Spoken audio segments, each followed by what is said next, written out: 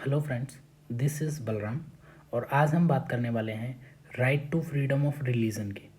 इसका मतलब हमें कुछ राइट मिले हुए हैं जो हमारे रिलीजन को हमें प्रैक्टिस करने की फ्रीडम देते हैं। क्या क्या हैं वो राइट्स? देखिए, आर्टिकल 25 इस बारे में क्या कहता है।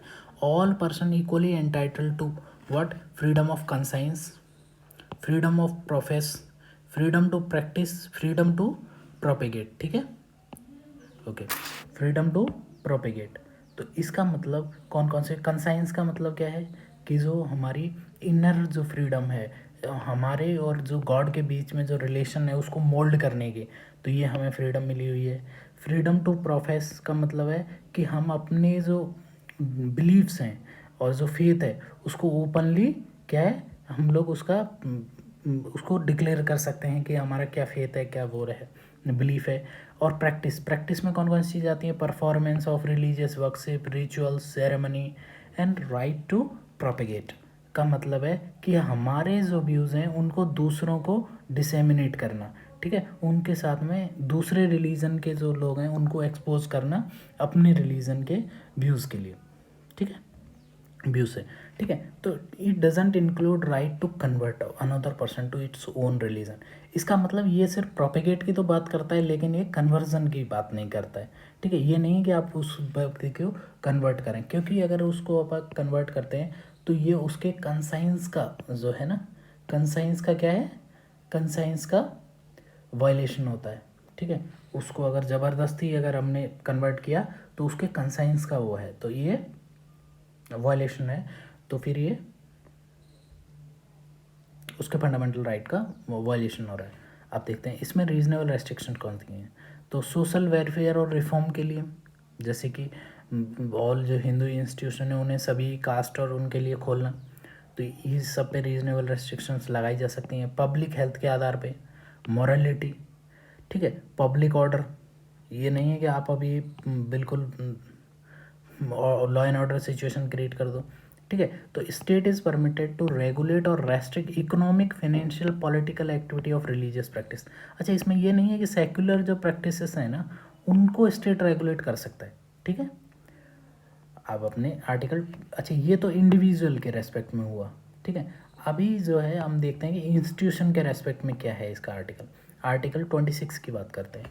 तो आर्टिकल 26 से कहता है freedom to manage religious affairs of any section of religious denomination of religion. ठीक है, कि कोई भी रिलीजन का कोई भी डोमिनेशन है तो उसको ये राइट्स हैं। कौन कौन से राइट हैं? Right to establish and maintain religious institution. ठीक है, right to manage its own affairs and matter of religion. ठीक है, तो इसका मतलब बिल्कुल सही है। तो राइट टू ओन मूवेबल और इमूवेबल प्रॉपर्टीज, जैसे कि कोई उन्होंने मान लो कोई लैंड खरीद लिया या फिर कोई और, जैसे गोल्ड है उनके पास, तिरुपति जो बालाजी है उस पर बहुत सारा गोल्ड आता है, तो ये सारी जो प्रॉपर्टीज़ को ओन करने का जो राइट है वो इनके पास है। ठीक है, जो इंस्टीट्यूशंस हैं उनके पास। ठीक है, right to administer such property according to law. ठीक है, तो उसको जो प्रॉपर्टी है उसको एडमिनिस्ट्रेशन भी उन्हीं के पास है। ठीक है, अब इसमें देखते हैं कि रिलीजियस जो डोमिनेशन डिनोमिनेशन की जो हमने बात की है, तो ये क्या है? तो इसकी डेफिनेशन है कि सुप्रीम कोर्ट ने इसमें बोला है कि इसके कुछ एक कलेक्शन ऑफ इंडिविजुअल्स होने चाहिए सेम सेट ऑफ बिलीफ के साथ में। ये नहीं कि दो लोगों ने कोई बना लिया लॉ। ठीक है, उनकी एक कॉमन ऑर्गेनाइजेशन होनी चाहिए। ठीक है, और उनका एक डिस्टिंक्टिव नेम होना चाहिए, तो वो रिलीजियस डिनोमिनेशन कहलाएंगे। ठीक है, अब हम अगला आर्टिकल देखते हैं। आर्टिकल 27 क्या कहता है? आर्टिकल ये कहता है कि taxation, freedom of taxation from promotion of religion. इसका मतलब किसी एक रिलीजन को हम प्रमोट नहीं कर सकते क्योंकि हम क्या हैं, सेक्युलर स्टेट है, लेकिन हम उस टैक्स का यूज़ जो है किसी भी रिलीजन के मेंटेनेंस या उसमें नहीं कर सकते, प्रमोशन में, लेकिन सभी रिलीजन के मेंटेनेंस और प्रमोशन में क्या कर सकते हैं, उसका यूज़ कर सकते हैं, लेकिन इसमें किसी भी रिलीजन को डिस्क्रिमिनेट नहीं किया जाना चाहिए। ठीक है, समझ में आ रही है बात? ठीक है, तो किसी एक रिलीजन को प्रमोट नहीं करेंगे, लेकिन हमारा चूँकि जो सेकुलरिज्म है वो थोड़ा अलग है, तो इसमें क्या है, सभी रिलीजन को हम लोग एक साथ अगर प्रमोट और मेंटेन कर सकते हैं। ठीक है, उसमें टैक्सेस का यूज़ किया जा सकता है, जो पब्लिक मनी है उसका। ठीक है। लेकिन ये टैक्सेस का मतलब फ़ी से एक्सटेंड नहीं होता है, फ़ी पे एक्सटेंड नहीं होता, क्योंकि फ़ी का जो मतलब होता है ना, वो होता है उसके जो सेक्युलर एडमिनिस्ट्रेटिव जो फंक्शन है, जैसे कि प्रीलिम्स हैं उनको सिक्योरिटी देना। जैसे अभी जो अमरनाथ यात्रा पे जो लोग जाते हैं उनको क्या है, सिक्योरिटी के लिए जो फ़ी ली जाती है, या फिर जो मक्का या उधर जो जाते हैं तो उनको भी जो सिक्योरिटी ली जाती है, हज पे जो जाते हैं तो वो भी फ़ी के अंतर्गत आती है, तो उससे कोई दिक्कत नहीं है। ठीक है, फ़ी ली जा सकती है। ठीक है, अब देखते हैं आर्टिकल 28 क्या कहता है। आर्टिकल ये कहता है freedom of attending religious instruction. तो रिलीजियस इंस्ट्रक्शन से कोई आदमी, उसको फ्रीडम है कि वो अटेंड करे या ना करे। अब देखो कौन कौन से इंस्टीट्यूशंस हैं इसमें, अलग अलग इंस्टीट्यूशन में देखा गया है। तो देखो जो institution Holi maintain by the state, जैसे गवर्नमेंट स्कूल्स हैं या फिर और जो भी इंस्टीट्यूशन है जो स्टेट द्वारा मेंटेन किए जाते हैं, तो उनमें ये जो है रिलीजियस इंस्ट्रक्शन है वो कम्प्लीटली प्रोहिबिट किए गए हैं, उनमें नहीं हो सकते हैं। लेकिन जो स्टेट तो एडमिनिस्ट्रेशन करता है उनका, लेकिन वो किसी ट्रस्ट या एंडोमेंट के तहत उनको एस्टैब्लिश किया गया, तो उनमें रिलीजियस इंस्ट्रक्शन परमिटेड होते हैं, कि उनमें रिलीजियस इंस्ट्रक्शन हो सकते हैं। ठीक है, तीसरा जो टाइप है कि वो इंस्टीट्यूशन जो है सिर्फ रिकॉग्नाइज किए गए हैं स्टेट के द्वारा।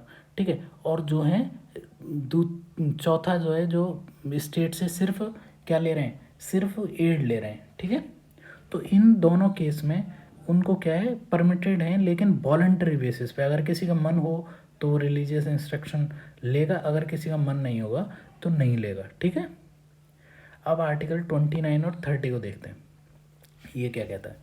तो देखो ये कल्चरल और एजुकेशनल राइट्स हैं जो माइनॉरिटीज़ को दिए गए हैं। ठीक है, अब देखते हैं। अब इसमें लेकिन 29 में एक चीज़ है, any section of the citizen, तो इसमें माइनॉरिटीज़ भी हैं, मेजॉरिटीज़ भी हैं। ठीक है, तो have right to conserve its distinct language, script and culture of its own. तो इसका मतलब उनको अपनी लैंग्वेज, स्क्रिप्ट और कल्चर को बनाए रखने का पूरा राइट है। ठीक है, अब इसमें देखो दूसरा क्या है, no citizen shall be denied admission into any educational institution maintain by the state receiving aid from the state on the ground only of reason, race, caste, sex और लैंग्वेज।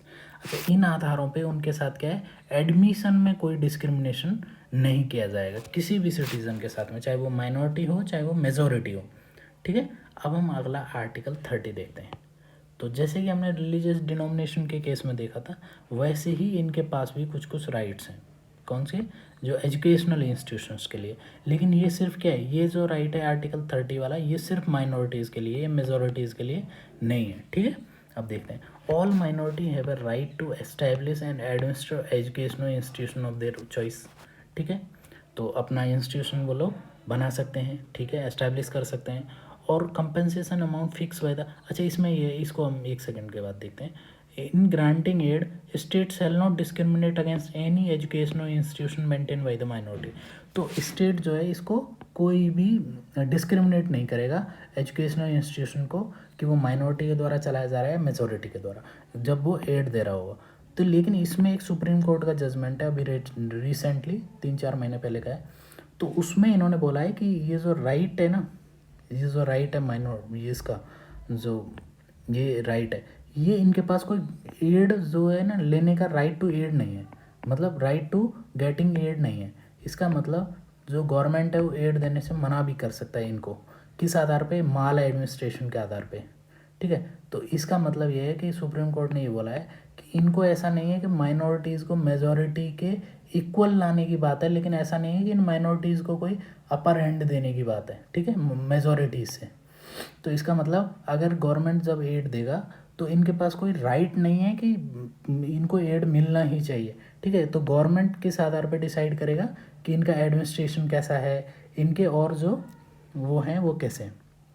ठीक है, अब देखिए, तो इम्पार्ट एजुकेशन, अब इसमें कुछ कुछ राइट्स हैं। Right of minority to education of their children in their own language. ठीक है, अब देखते हैं।